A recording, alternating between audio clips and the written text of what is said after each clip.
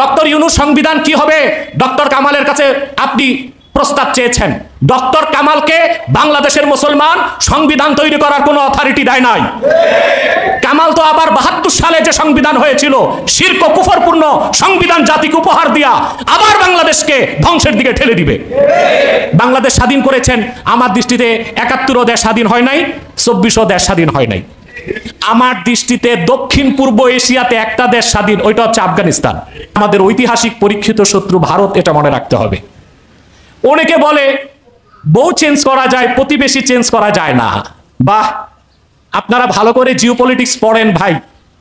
আমেরিকার সবচেয়ে কাছের প্রতিবেশী মেক্সিকো, মেক্সিকোর সাথে আমেরিকার কি আচরণ দেখুন, প্রতিবেশীকে কিভাবে ঠিক রেখেছে সে। ভারতে কংগ্রেস ক্ষমতায় আসুক, বিজেপি ক্ষমতায় আসুক, যেই ক্ষমতায় আসুক, তারা চাণক্য নীতিকে অনুসরণ করে। তাদের চাণক্য নীতির প্রথম নীতি হচ্ছে, বলা আছে যে ভারতের প্রথম ও প্রধান শত্রু হচ্ছে তার প্রতিবেশী রাষ্ট্র। তাহলে চাণক্য নীতি অনুযায়ী ভারতের প্রধান ও প্রথম শত্রু আমরা তাদেরকে কিভাবে বন্ধু মনে করতে পারি? সে তো আমাদেরকে পেছন দিক দিয়ে ছুরি মারবে। ডক্টর ইউনূস সাহেবকে আমি বলবো যে আপনি যতটুকু সফল হওয়ার কথা ছিল তা হতে পারছেন না। তার অন্যতম কারণ, যে সেক্টরগুলোকে বাংলাদেশের আগে ধ্বংস করা হয়েছে, এই সেক্টরগুলোতে আপনি আপনার প্রভাব বিস্তার করতে পারছেন না। আপনাকে উচিত والصلاة والسلام على محمد صلى الله عليه وسلم نبي الأنبياء والمرسلين الذي أكمل الله به قصر النبوة أي ختم الله به النبوة وحكم لا نبي بعده وأعلن في القرآن بالبرهان أن محمدا صلى الله عليه وسلم خاتم النبيين والمرسلين قبل 15 سنة أما بعد. قال سبحانه وتعالى قل يا أهل الكتاب تعالوا إلى كلمة سواء بيننا وبينكم ألا نعبد إلا الله ولا نشرك به شيئا ولا يتخذ بعضنا بعضا أربابا من دون الله وقال رسول الله صلى الله عليه وسلم جاهدوا المشركين بأموالكم وأنفسكم وألسنتكم أخرجه ابن حجر في بلوغ المرام. পিলখানা হত্যাকাণ্ড, হাসিনা ও ভারতের ষড়যন্ত্র শীর্ষক আজকের এই বুদ্ধিভিত্তিক আলোচনা সভার সম্মানিত সভাপতি, উপস্থিত বাংলাদেশের বিভিন্ন মহল থেকে আগত চিন্তাশীল, প্রজ্ঞাবান এবং স্বনামধন্য আলোচক বৃন্দ, সকলকে ধন্যবাদ জানাচ্ছি। অত্যন্ত সংক্ষিপ্ত সময়ে দীর্ঘ কথা বলার সুযোগ নেই এবং আপনাদের ধৈর্যচ্যুতি ঘটুক সেটা আমি চাই না। কয়েকটা মৌলিক কথা শুধুমাত্র আমি মনে করিয়ে দিচ্ছি।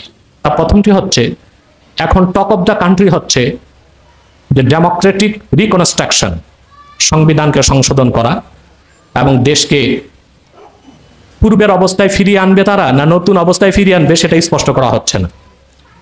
আসলে আমাদের ছাত্র জনতার আন্দোলনের ফলে একটা বড় অর্জন আমরা পেয়েছি, ভারতীয় আধিপত্যবাদ থেকে আর top most terrorist Sheikh Hasina থেকে দেশকে মুক্ত করতে পেরেছি। এটা হচ্ছে আমাদের একটা বড় অর্জন, এতে কোনো সন্দেহ নেই। অবশ্য সবাই কৃতিত্ব নিতে চাচ্ছে যে এর পিছনে মাস্টার মাইন্ড কে ছিল। আমি বলি মাস্টার মাইন্ড খোঁজার দরকার নাই, কারণ পৃথিবীতে প্রত্যেক স্বৈরাচার যখন পতন আসে সব ছিদ্র বন্ধ করে, যেই ছিদ্র দিয়ে পতন আসে সেটা সে বন্ধ করতে পারে না। হাসিনার পতন এসেছে তার মুখের ছিদ্র দিয়ে, যখন সে বলেছে রাজাকারের নাতিপুতি বলে আগুন ধরিয়ে দিয়েছে। আমি বলি কোনো মাস্টার মাইন্ডের প্রয়োজন হয় নাই, আল্লাহর গজবে লানতে হাসিনা ধ্বংস হয়েছে দল শুদ্ধ। এখন কথা হচ্ছে, এই দেশটি তো কারো বাবার তালুক নয়, আর কোনো দলকে আমরা দেশ ইজারা দেই নাই। ডক্টর ইউনূস সাহেব কিছু মানুষ নিয়ে বসে দেশের সংবিধান কি হবে আর দেশের নীতি নির্ধারণ করবে, তা তো হয় না। দেশে কি আর কোনো দল নেই, আর কোনো মানুষ নেই? তাদেরকে ডাকেন না কেন? এখন আসুন, প্রথম আমি যে কথাটি বলবো, ভারত কেন বারবার চক্রান্ত করে? বিডিআরের ঘটনা একটা ট্র্যাজেডি, আরও তো ট্র্যাজেডি ঘটাতে পারে ভারত। তো সেটা বন্ধের সমাধান কি, সেটাও তো আমাদের খুঁজতে হবে। সেই কথাটা বলবো, তার আগে একটি কথা বলবো যে আমাদের সংবিধান যেটা আমরা করেছি বাংলাদেশে, এটা কি আদৌ আমাদের ঈমান ও ইসলামের সাথে সঙ্গতি রাখে? এটা হচ্ছে প্রথম বিষয়। একটি কথা কি আমরা চিন্তা করেছি, আমাদের বাংলাদেশের পরিচয় হচ্ছে গণপ্রজাতন্ত্রী বাংলাদেশ সরকার। এখন আমার প্রশ্ন, আমাদের দেশে তো রাজা নাই, তো প্রজা হলাম কেমনে আমরা? এটা কি আমরা চিন্তা করি নাই? আমাদের দেশে এত বিশেষজ্ঞ আছে, দার্শনিক আছে, কলামিস্ট আছে, জ্ঞানীগুণী আছে, একবারও কি চিন্তা করেছেন দেশে তো রাজা নাই, তা আমরা প্রজা কেমন করে? এটা দুইটা জবাব। একটা জবাব হচ্ছে ব্রিটিশ কলোনি ছিলাম আমরা, তা আমরা ব্রিটিশদেরকে তাড়িয়েছি, কিন্তু সুচতুর ব্রিটিশরা যে দেশগুলোতে ঔপনিবেশ স্থাপন করেছিল ওই দেশগুলোকে কমনওয়েলথের মাধ্যমে তারা ধরে রেখেছে। অর্থাৎ কিছুটা হলেও বাংলাদেশ, পাকিস্তান, ভারত, শ্রীলঙ্কা যেগুলো কলোনি ছিল ব্রিটিশের, তারা কিছুটা হলেও ব্রিটিশের বশ্যতা এখনো স্বীকার করতেছে কমনওয়েলথের সদস্য হওয়ার কারণে। এই জন্যই কি আমাদের তারা প্রজা মনে করে? এটা একটা কথা। দ্বিতীয় হচ্ছে রাজা নাই, রাজার জায়গায় আমরা সংবিধানকে রাজার জায়গা দিছি। এই সংবিধানটা আমাদের তৈরি করা। এখন হিন্দুরা বা পৌত্তলিকরা যেভাবে নিজের হাতে দেবদেবী তৈরি করে খোদা মনে করে সম্মান করে, আমরা মানুষেরা নিজ হাতে কনস্টিটিউশন তৈরি করে ওইটাকে দেবদেবীর মতো সম্মান করছি। নিঃসন্দেহে এটা শিরক ছাড়া আর কিছু হতে পারে না। আল্লাহ তাআলা সূরা আলে ইমরান স্পষ্ট বলেছেন, কুল ইয়া আহলাল কিতাব, প্রিয় হাবিব সাল্লাল্লাহু আলাইহি সাল্লাম আপনি বলুন হে আহলি কিতাব, তাআলাউ ইলা কালিমাতিন সাওয়াইম বাইনানা ওয়া বাইনাকুম, আসো একটি কথায় আমরা ঐকমত্য স্থাপন করি, যে কথা আমরাও মানি তোমরাও মানতে পারো। সেটা কি? আল্লাহ না'বুদা ইল্লাল্লাহ, আমরা আল্লাহ ছাড়া কারো ইবাদত করব না, ওয়ালা নুশরিকা বিহি শাইআ, আল্লাহর সাথে কাউকে শরীক করব না, ওয়ালা ইয়াত্তাখিযা বা'দুনা বা'দান আরবাবাম মিন দুনিল্লাহ, আর আমরা আল্লাহকে বাদ দিয়ে মানুষেরা অন্য মানুষদেরকে রব বানাবো না। আমরা কিন্তু বাংলাদেশে এই শিরকি কাজটা করে যাচ্ছি। আমরা পার্লামেন্ট মেম্বারদেরকে জাতীয় সংসদে পাঠাচ্ছি, আর তারা মন মস্তিষ্ক প্রসূত জ্ঞান বুদ্ধি দিয়ে আমাদের জন্য আইন তৈরি করছে, কোনটা হালাল কোনটা হারাম। এই যে তৈরি করার অধিকার আমরা তাদেরকে দিচ্ছি, প্রকারান্তরে আমরা মহান আল্লাহকে বাদ দিয়ে মানুষ হয়ে মানুষদেরকে রবের জায়গা দিচ্ছি, রবের মতো সম্মান করছি। এটাও এক প্রকার শিরক। এই কনসেপ্ট থেকে, এই চক্রান্ত থেকে সংবিধানকে মুক্ত করতে হলে খেলাফত ব্যবস্থার কোনো বিকল্প নেই। এছাড়া আমাদের সংবিধান শিরক মুক্ত সংবিধান হবে না। অতএব শিরক মুক্ত সংবিধানের উৎস কি হবে? কোরআন, সুন্নাহ, ইজমা, কিয়াস। এই চারটা উৎস থেকে আমার দেশের সংবিধানকে তৈরি করতে হবে। ডক্টর ইউনূস সংবিধান কি হবে? ডক্টর কামালের কাছে আপনি প্রস্তাব চেয়েছেন। ডক্টর কামালকে বাংলাদেশের মুসলমান সংবিধান তৈরি করার কোনো অথরিটি দেয় নাই। কামাল তো আবার ৭২ সালে যে সংবিধান হয়েছিল শিরক ও কুফরপূর্ণ সংবিধান জাতিকে উপহার দিয়া আবার বাংলাদেশকে ধ্বংসের দিকে ঠেলে দিবে। বাংলাদেশ স্বাধীন করেছেন, আমার দৃষ্টিতে ৭১ও দেশ স্বাধীন হয় নাই, ২৪ও দেশ স্বাধীন হয় নাই। আমার দৃষ্টিতে দক্ষিণ পূর্ব এশিয়াতে একটা দেশ স্বাধীন, ওইটা হচ্ছে আফগানিস্তান, কারণ তারা নিজেদের নীতি নিজেরা নির্ধারণ করার শক্তি অর্জন করেছে। আমার দৃষ্টিতে আমার দেশের চেয়ে স্বাধীন হচ্ছে উত্তর কোরিয়া, না খেয়ে থাকে কিন্তু পশ্চিমাদেরকে তোয়াক্কা করার দরকার হয় না। আমাদের চেয়ে স্বাধীন ভেনিজুয়েলা, ইরান তাদের নীতি নিজেরা নির্ধারণ করে, পশ্চিমাদেরকে তোয়াক্কা করে না। কিন্তু আমরা কিছু করতে গেলেই আমাদেরকে তোয়াক্কা করতে হয়, পশ্চিমাদের রক্তচক্ষু দেখতে হয়। তো এটা কি রকম স্বাধীন? এই আমাদের পূর্ণ স্বাধীনতা এনে দিতে পারে শরিয়া আইন, আমাদের পূর্ণ স্বাধীনতা এনে দিতে পারে কোরআন সুন্নাহর আলোকে রচিত সংবিধান। অতএব দেশ স্বাধীন করলে হবে না। এখন নতুন ইন্টারিম গভর্নমেন্ট সংস্কার করবে। কি সংস্কার করবে ভাই? বাংলাদেশ কি গাড়ি নাকি যে হাতুড়ি দিয়ে পিটায় মেরামত করবে? এইটা একটা, যে ট্র্যাকে বাংলাদেশ ছিল ওই ট্র্যাকেই আছে। সংস্কারের মানে হচ্ছে ইঞ্জিন আর বগি চেঞ্জ করবে, ট্র্যাক সেটাই থাকবে। তাহলে তো দেশ ঘুরে আবার আগের গন্তব্যেই যাবে। ট্র্যাক চেঞ্জ করতে হবে, পশ্চিমা বিশ্ব ব্যবস্থার বলয় থেকে বেরিয়ে আসতে হবে, কোরআন ও সুন্নাহর আলোকে সংবিধান রচনা করতে হবে, তাহলে দেশ সঠিক গন্তব্যে যেতে পারে। আরেকটি কথা বলবো আমি, সেটা হচ্ছে ভারতকে আমরা অযথাই ভয় পাই। ভারত কোনো শক্তি না। ভারত হচ্ছে দক্ষিণ পূর্ব এশিয়ায় আমেরিকার বরকন্দাজ। আমেরিকার এজেন্ডাগুলো বাস্তবায়ন করার জন্য গোমস্তা হিসেবে আমেরিকা তাকে ব্যবহার করে। ২ নম্বর হচ্ছে র এর ব্যাপারে আমাদের ভুল ধারণা। পৃথিবীতে আন্তর্জাতিক গোয়েন্দা সংস্থাগুলোর ১ থেকে ১০-এর মধ্যে কোনো স্থান পেতে পারে না। যদি এতই চৌকস হতো তো ৫ই আগস্টের এই অভ্যুত্থানের তথ্যটা শেখ হাসিনা কি দিতে পারে নাই কেন?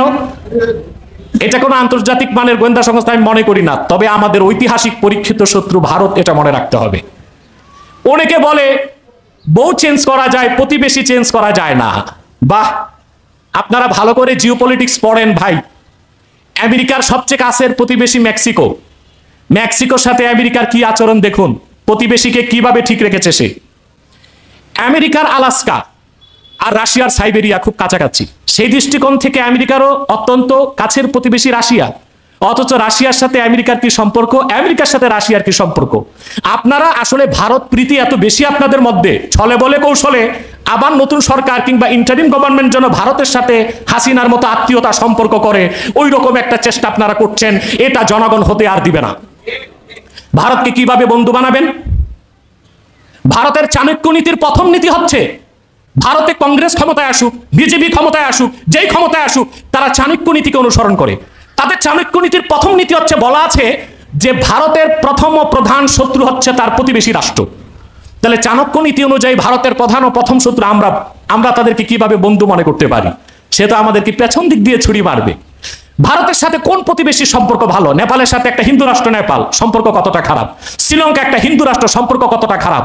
আর আমরা হচ্ছে একটা মুসলিম অধ্যুষিত রাষ্ট্র, কোনোদিন ভারত আমাদের বন্ধু হতে পারে না। শেখ মুজিব দেশ স্বাধীনের আগে বলেছিল পাকিস্তানিদেরকে ভাতে মারবো, পানিতে মারবো। আর ভারত এখন বাঙালিদেরকে ভাতে মারতে চাচ্ছে, পানিতে মারতে চাচ্ছে। ফারাক্কার বাঁধ নির্মাণ করে পানিগুলো আটকায় রাখে, অসময়ে পানিগুলো ছেড়ে দেশকে প্লাবিত করে।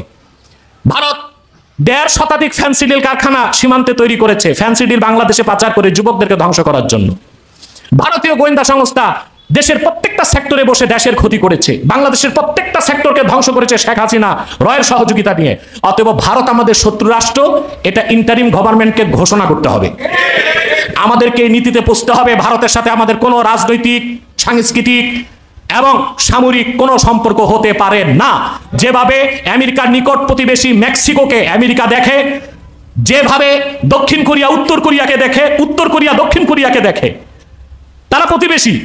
অথবা আমাদের যতই কাছের প্রতিবেশী ভারত হোক, আমাদেরকে আমাদের নীতি নির্ধারণ করতে হবে এভাবে যে ভারতের সাথে আপোষ করে আমাদের কোনো চুক্তি করা চলবে না। এটা আমাদের শত্রু রাষ্ট্রটা মনে রাখতে হবে।